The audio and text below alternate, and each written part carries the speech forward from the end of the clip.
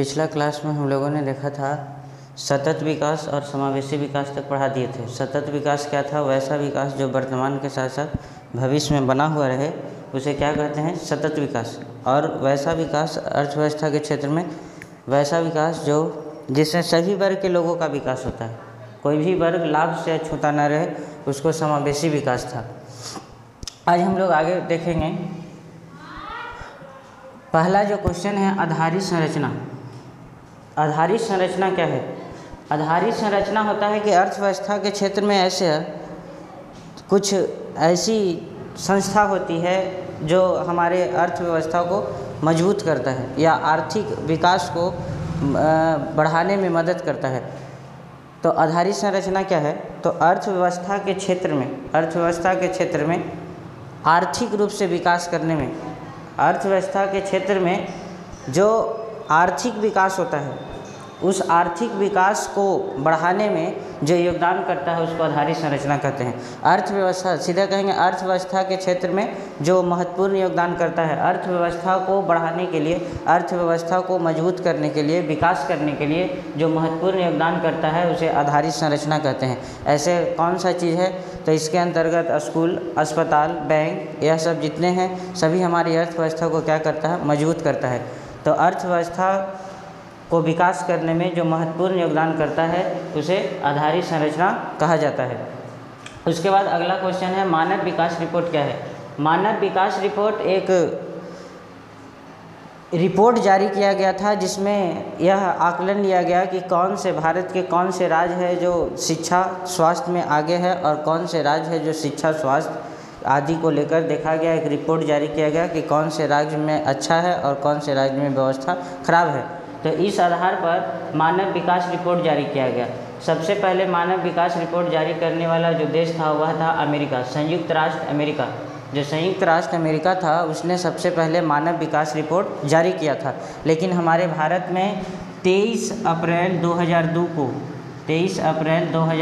को उस समय के प्रधानमंत्री अटल बिहारी वाजपेयी द्वारा मानव विकास रिपोर्ट जारी किया गया, जिसमें शिक्षा, स्वास्थ्य आदि के बारे में उसमें एक रिपोर्ट जारी किया गया। शिक्षा स्वास्थ्य को देखते हुए एक रिपोर्ट जारी किया गया। वही कौन रिपोर्ट था? मानव विकास रिपोर्ट। इसको जारी करने वाला पहला देश था अमेरिका।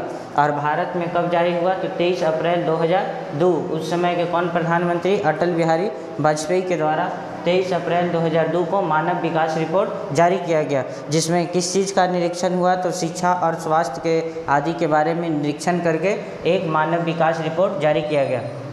यह जो मानव विकास रिपोर्ट जारी हुआ, इसमें भारत के कुछ राज्यों को बीमारू राज्य कहा गया। जो राज्य में शिक्षा और स्वास्थ्य की स्थिति बहुत गड़बड़ थी, बहुत खराब थी, उन राज्यों को कौन राज्य कहा गया? बीमारू राज्य। बीमारू राज्य में BI से है बिहार, BI से बिहार, M से मध्य प्रदेश,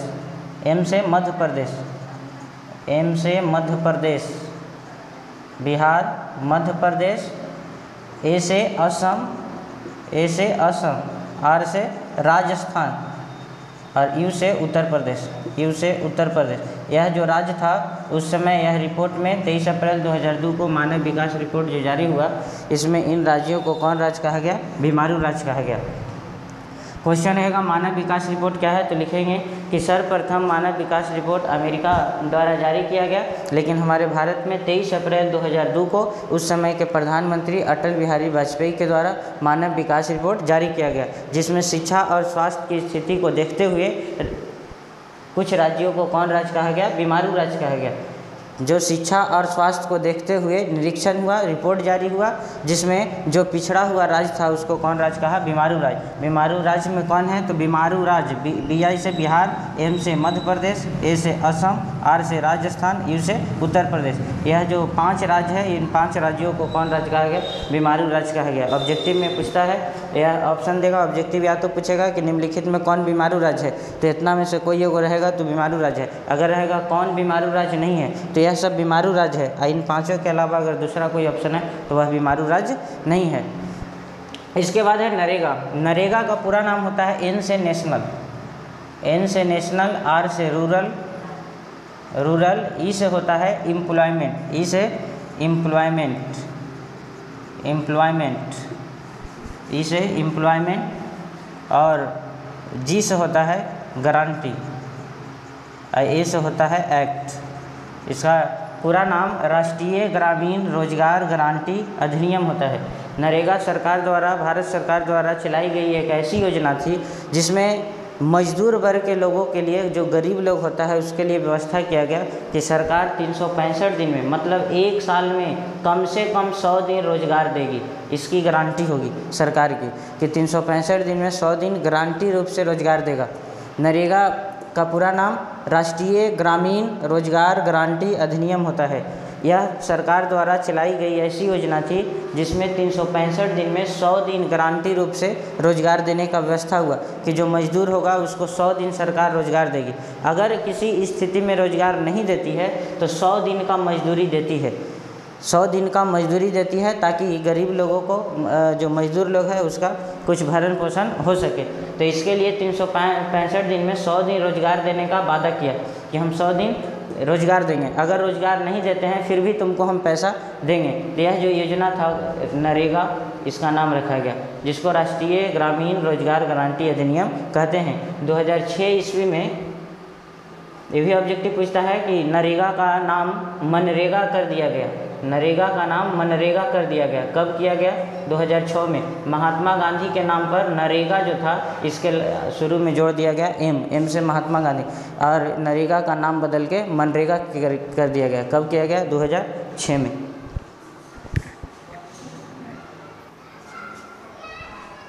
अगला जो क्वेश्चन है वो क्वेश्चन है गरीबी रेखा से आप क्या समझते हैं? गरीबी रेखा से क्या समझते हैं? तो गरीबी रेखा हुआ कि यह ऐसी योजना है, भी एक तरह का जो समाज में जो लोग रहता है, गरीबी की स्थिति है उसको मापने का एक स्तर, स्केल बनाया गया, जिसको गरीबी रेखा के अंतर्गत रखा गया। इसमें ऐसा निर्णय लिया गया कि यदि कोई व्यक्ति गांव में रहता है और 2400 कैलोरी से कम ऊर्जा ग्रहण करता है, उसको 2400 कैलोरी से कम ऊर्जा मिलती है। यदि कोई व्यक्ति गांव में रहता है और उसको 2400 कैलोरी से कम ऊर्जा मिलती है, और यदि कोई व्यक्ति शहर में रहता है और उसको 2400 कैलोरी से कम ऊर्जा, मतलब गांव में रहने वालों के लिए 2400 कैलोरी और शहर में रहने वालों के लिए 2100 कैलोरी। यदि गांव में रहता है और 2400 कैलोरी से कम ऊर्जा की प्राप्ति होती है, अगर शहर में रहता है और 2100 कैलोरी से कम ऊर्जा की प्राप्ति होती है, तो उस व्यक्ति को गरीब कहा जाता है। उस व्यक्ति को क्या कहा जाता है? गरीब कहा जाता है। और सरकार ने इस गरीबी को मापने के लिए 2 स्तर का निर्माण किया। इस समस्या को क्या कहते हैं? गरीब कहते हैं। और इस स्थिति को, इसको मापने के लिए जो स्तर का निर्माण हुआ उसको कहा गया गरीबी रेखा। यदि कोई व्यक्ति गांव में रहता है 2400 कैलोरी से कम ऊर्जा मिलता है, अगर कोई शहर में रहता है 2100 कैलोरी से कम ऊर्जा मिलता है, तो उस व्यक्ति को गरीब कहते हैं। और इस गरीबी को मापने के लिए गरीबी रेखा आया, मतलब इस गरीबी के लिए जो स्तर का, गरीब को मापने के लिए, गरीब जो निर्धनता थी उसको मापने के लिए जो स्तर बनाया गया उसको गरीबी रेखा कहते हैं। और गरीबी रेखा के अंतर्गत 2 स्तर बनाया गया, एक को कहते हैं BPL और एक को कहते हैं APL। BPL होता है जो ज़्यादा गरीबी दिखाता है और APL थोड़ा सा उच्च स्तर को दिखाता है। BPL होता है बिलो पॉवर्टी लाइन और APL होता है एबव पॉवर्टी लाइन। BPL ज़्यादा नीचा स्तर है, APL BPL से ऊंचा स्तर है। शहर में रहने के लिए 2100 कैलोरी और गांव में रहने के लिए 2400 कैलोरी। अगर इतना नहीं मिल रहा है तो वह व्यक्ति क्या है? गरीब है। आगे 2 क्वेश्चन है, इसके बाद लेसन ख़त्म। बिहार के आर्थिक पिछड़ेपन का क्या कारण है? बिहार के आर्थिक पिछड़ेपन का क्या कारण है? क्या कारण है कि बिहार पिछड़ा हुआ है? तो सबसे पहला कि जनसंख्या बहुत ज़्यादा है। तो पहला है कि जनसंख्या में वृद्धि। जनसंख्या बहुत ज़्यादा होने के कारण बिहार पिछड़ा हुआ है। जनसंख्या बहुत ज़्यादा है लेकिन हम लोगों के पास संसाधन नहीं है तो पिछड़ेगा। तो पहला हुआ कि जनसंख्या में वृद्धि। दूसरा, उच्च शिक्षा का अभाव। हमारे यहाँ उच्च शिक्षा की अभी कमी है, बहुत कमी है। तो दूसरा हुआ उच्च शिक्षा का अभाव। तीसरा पॉइंट, तीसरा में परंपरागत ढंग से कृषि कार्य करना। आज बिहार के लोग क्या करते हैं कि डायरेक्ट भगवान पर निर्भर रहते हैं। अगर पानी पड़ा बस भगवान पर, अगर फसल नहीं हुआ तो भगवान की इच्छा नहीं थी, नहीं हुआ। लेकिन ऐसा कुछ नहीं, हम लोगों को वैज्ञानिक तरीके से अगर हम करेंगे तो खेती फसल आराम से होगा, फसल ज़्यादा होगा। लेकिन हम लोग अभी भी पुराने ज़माने के अनुसार जो पूर्वज जैसे सिखा कर गया है वैसे हम लोग खेती कर रहे हैं। तो तीसरा हुआ परंपरागत ढंग से कृषि कार्य करना, हमें इसको सुधार करनी चाहिए। परंपरागत ढंग से कृषि कार्य करना, परंपरागत ढंग से कृषि कार्य करना। पहला जनसंख्या में वृद्धि, दूसरा उच्च शिक्षा का अभाव, तीसरा परंपरागत ढंग से कृषि कार्य करना। चौथा कारण है, बहुत सारा कारण है, चौथा कारण कह सकते हैं उद्योगों की कमी। हमारे बिहार में फैक्ट्री नहीं है, लोगों को रोजगार नहीं मिल रहा है, तो अभी जिसके कारण पिछड़ा हुआ है, लोग बेरोजगार ज़्यादा हैं। तो चौथा उद्योगों की कमी। पाँचवा कह सकते हैं बिजली की कमी, बहुत सारे ऐसे गांव हैं जहां अभी भी बिजली सही ढंग से नहीं मिल रहा है, तो बिजली की कमी। उसके बाद प्रशासनिक व्यवस्था कमज़ोर, हर जगह भ्रष्टाचार, पैसा दो तो काम होगा, पैसा नहीं दो काम नहीं होगा, तो भ्रष्टाचार। प्रशासनिक व्यवस्था कमज़ोर, हर लड़ाई ख़त्म होने के बाद पुलिस आता है, टाइम पर आएगा नहीं, तो प्रशासनिक व्यवस्था कमज़ोर है। 10 रुपया दे दो, 20 रुपया दे दो, पुलिस छोड़ देगा, तो प्रशासनिक व्यवस्था कमज़ोर है, वह भी एक कारण है। एक कारण और है बाढ़ और सुखाड़ की समस्या। बाढ़, बिहार में अगर पानी आया तो बाढ़, अब पानी नहीं है तो एकदम पूरा सुखाड़। बिहार के आधा हिस्सा बाढ़ के कारण तबाह है, तो बाढ़ की समस्या और सुखाड़ दोनों की समस्या है। हर साल उत्तरी बिहार में बाढ़ आ ही जाता है, जिसके कारण वहाँ के लोग तबाह हैं।